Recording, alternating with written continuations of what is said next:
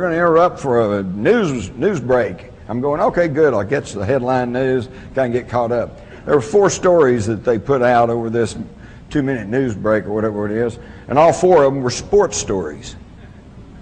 So-and-so won the Masters, so-and-so won some football game, some baseball game. Don't get me wrong. I love sports, but sports are sports. They are not news. You can get all excited about the big game, but then next week it's over with, and who cares? And what does it really matter? It doesn't.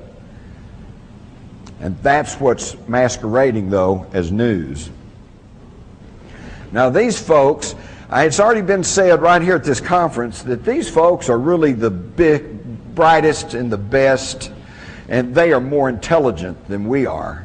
And it's only right and proper that they run everything because they only have our best interest at heart.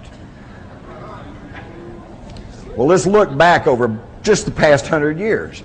They've given us 2 world wars, 2 depressions, one acknowledged and the one currently not.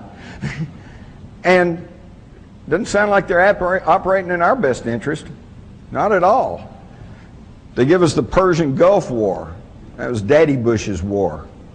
Drew his line in the sand. Just happened to be north of the Harkin Energy holdings of his son George W., who just by sheer coincidence, I'm sure, sold off the bulk of those holdings right before the invasion of Kuwait and made himself almost a cool $1 million by selling short on that.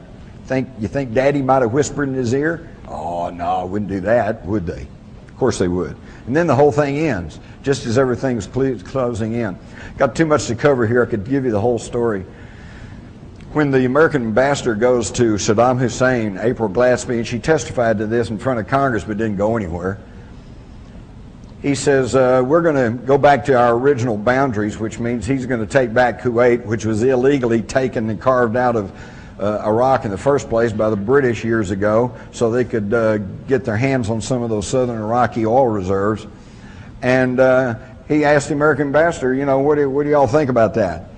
And her almost exact answer was, well, I've been instructed to inform you that we consider that an Arab problem and we don't really have any thoughts on that.